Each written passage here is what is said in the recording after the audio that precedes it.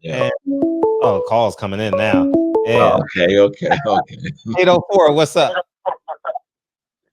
All right, thanks for taking the call. Uh-huh. Just wanted to ask Ruben a couple questions Sure, go ahead. because How you doing?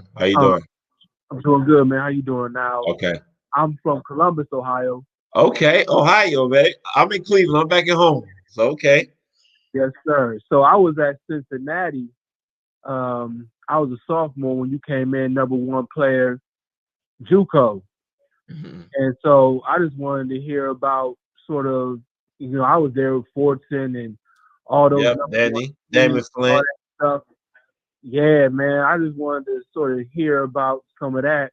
Touch on that and sort of how those practices were and all that stuff. Because Cincinnati with Huggins always physical, hard, tough nose. Mm-hmm. So I just wanted to hear about all that, man. I'm gonna take the call, listen to your response off the line.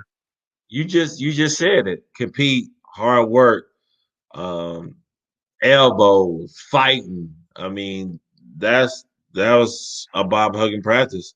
If you didn't play defense, you ain't playing for him. So he preached that from the first day of practice, and we just used to go out there and compete like it was crazy. Like you ain't scoring on us. We gonna lock you up. And it was just a blessing to be able to experience that back in '96 and '97 with the guys. And I forgot Kenyon Martin was like a freshman. Kenya, yeah, he was a freshman. Yep, Kenya Martin. You had Danny. Danny really recruited me to come to Cincinnati, but you had Danny, me, Bobby Brandon, Melvin Levitt. If you're from Ohio, you know Melvin Levitt, the helicopter. Yeah. Damon Flint, Bobby Brandon, Rob Moreau. I mean, we had a squad, man. We was ranked number one. We had a squad. No Bearcat days. It was always so crazy because even the exhibition games was people out scalping tickets. Mm-hmm. It was hard getting into them games. It was hard. Even though Ohio is known as a football state, down in Cincinnati, basketball is the king. Yep. And Cincinnati football team is doing real good right now. Yeah, it is.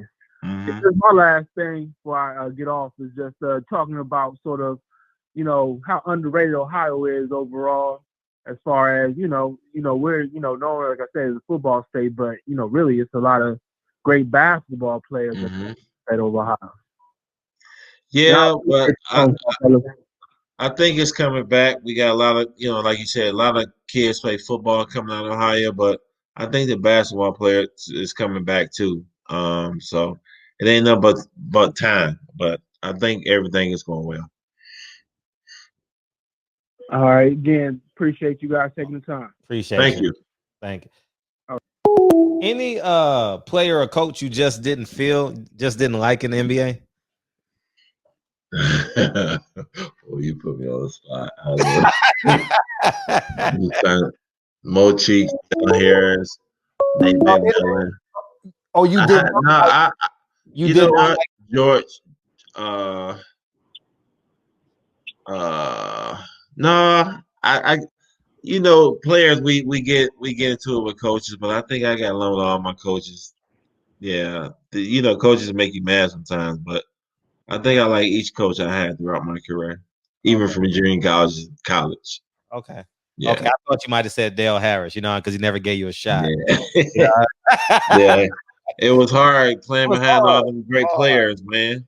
Kobe, people don't know about Eddie Jones. You do, but Eddie Jones. He was an all-star. Man, what? Eddie Jones, Rick Fox, and Kobe Bryant. Those the twos and threes I had to play behind when I was at the Lakers. Out of Temple, right? No. Yeah. He was a Temple. Eddie Jones was a Temple. Eddie Jones, Aaron McKee, and those guys, right? Yep. Yeah. Absolutely. Yeah. Tough. Yeah. Had a tough coach too, man. Tough. Hey, what's up? We got another call. What's up? 916. What's up? Hey, what's up, Fred? This is Chris. I'm calling out of Sacramento. Hey, what's up, Chris? First time Sacramento. Call. Thank you. I like Sacramento. First time caller. I got to introduce him, Ruben. First time caller. Oh, what's up, man? I'm sorry. Yeah, man. So I'm a big boxing fan, but like I'm a basketball fanatic. So be able to talk to former NBA players is big. I mean, Kobe was my favorite player growing up.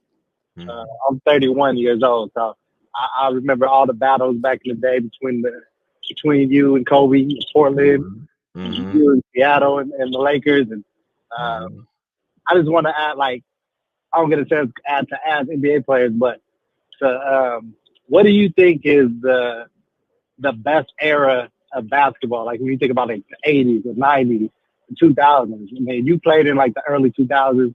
What is the best era ever in basketball? I think the early '80s and the '90s, back in the bad boy days when Detroit and them played, watching the young Michael and Larry Bird. Like I grew up watching them with my uncles and them, so I was a basketball fan.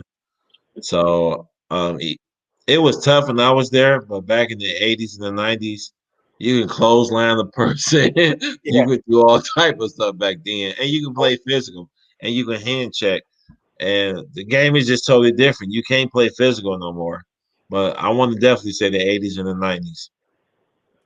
Absolutely. Because I've always debated, like, I debate with some of my friends and things like that.